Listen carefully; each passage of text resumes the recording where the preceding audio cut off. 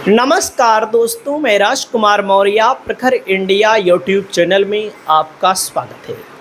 बहुत बड़ी खबर आ चुकी है उत्तर प्रदेश की राजनीति से।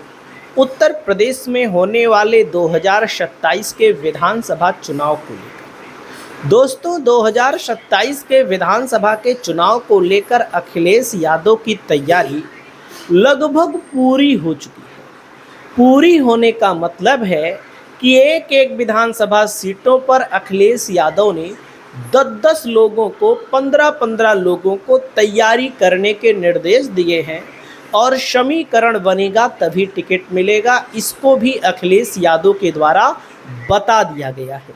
यानी कि समीकरण के तहत, सर्वे के तहत तमाम चीज़ें चेक की जाएंगी और अखिलेश यादव की कोशिश होगी कि अलग अलग विधानसभा क्षेत्रों में अलग अलग समीकरण का प्रयोग किया जाए ताकि 2027 के चुनाव को जीता जाए।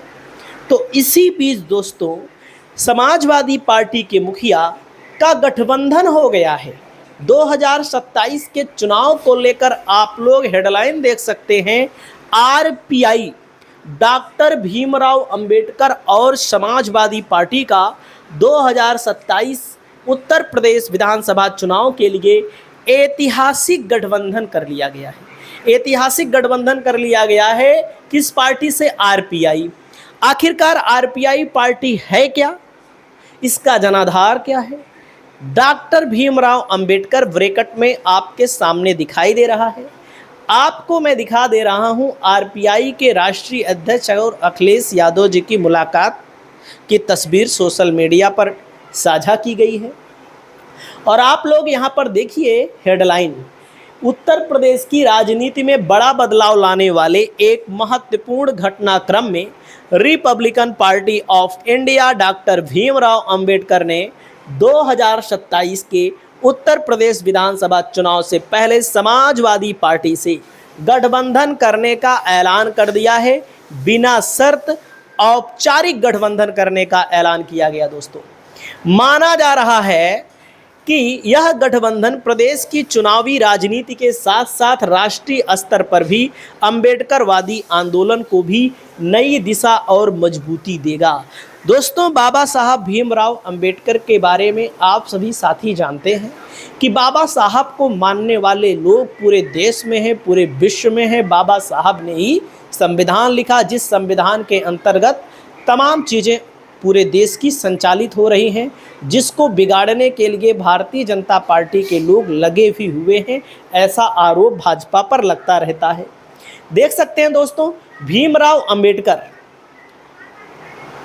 देख सकते हैं, रिपब्लिकन पार्टी ऑफ इंडिया के राष्ट्रीय अध्यक्ष, नेशनल बहुजन अलायंस के नेता भीमराव यशवंत अंबेडकर ने स्वयं एक उच्च स्तरीय प्रतिनिधि मंडल का नेतृत्व करते हुए समाजवादी पार्टी के राष्ट्रीय अध्यक्ष अखिलेश यादव से मुलाकात की।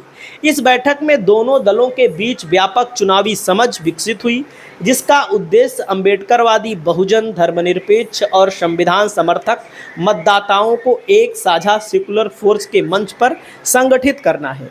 दोस्तों सच्चाई यही है कि बहुजन समाज पार्टी जिस ताकत के साथ उत्तर प्रदेश में थी, वह ताकत उत्तर प्रदेश में बहुजन समाज पार्टी खो चुकी है।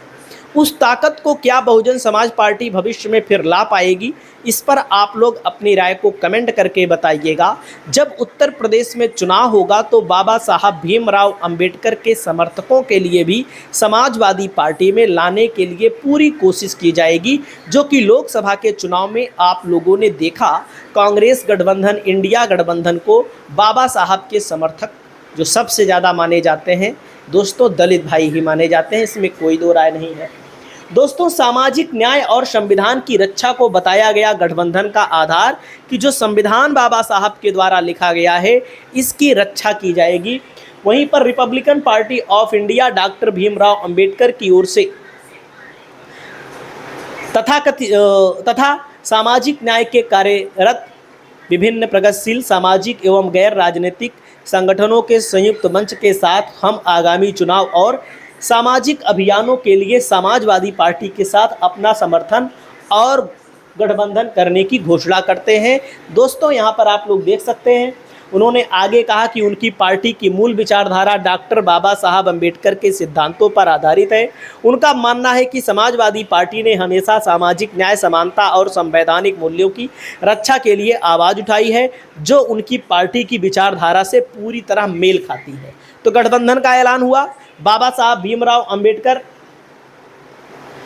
के समर्थकों को यहां पर लाने की कोशिश की जाएगी।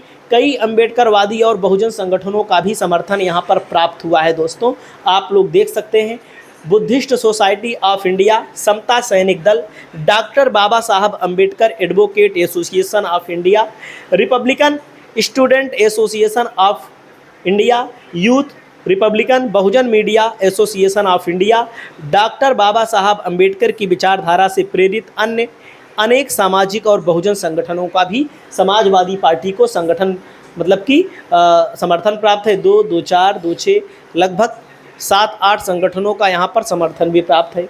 अखिलेश यादव ने गठबंधन का स्वागत किया है। समाजवादी पार्टी के राष्ट्रीय अध्यक्ष अखिलेश यादव ने इस गठबंधन का स्वागत करते हुए कहा, उनकी पार्टी सामाजिक न्याय, समावेशी विकास और संवैधानिक लोकतंत्र की रक्षा के साझा उद्देश्य के लिए पूरी तरह प्रतिबद्ध की तरह काम करेगी। उन्होंने विश्वास जताया कि समान विचारधारा वाले दलों, संगठनों का यह गठबंधन उत्तर प्रदेश में सामाजिक और राजनीतिक परिवर्तन की दिशा में महत्वपूर्ण भूमिका निभाएगा। 2027 के चुनाव में विपक्ष को मिल सकती है मजबूती। इससे अम्बेडकरवादी, बहुजनवादी और धर्मनिरपेक्ष मतदाताओं को एक मंच पर लाने की कोशिश की जा रही है। इससे भारतीय जनता पार्टी को संविधान के नाम पर बड़ा नुकसान हुआ था, क्योंकि भारतीय जनता पार्टी को, आप सब जानते हैं कि भारतीय जनता पार्टी के तमाम नेताओं ने कहा था कि 400 सीट ला दीजिए, हम संविधान को बदल देंगे, ये कर देंगे, वो कर देंगे। लेकिन मतदाताओं के आगे भारतीय जनता पार्टी की एक ना चली और उत्तर प्रदेश से ही भारतीय जनता पार्टी का सफाया होना शुरू हुआ। हालांकि कुछ राज्यों में बीजेपी ने ज़्यादा बेहतर प्रदर्शन कर लिया पिछली बार की तुलना में, इसलिए बीजेपी को फ़ायदा मिला। तो समाजवादी पार्टी के मुखिया अखिलेश यादव को तमाम सामाजिक संगठनों का भी समर्थन मिल रहा है, जो कि इस समय लोकतंत्र के लिए आवश्यक है। तमाम राजनीतिक संगठनों का भी समर्थन मिल रहा है।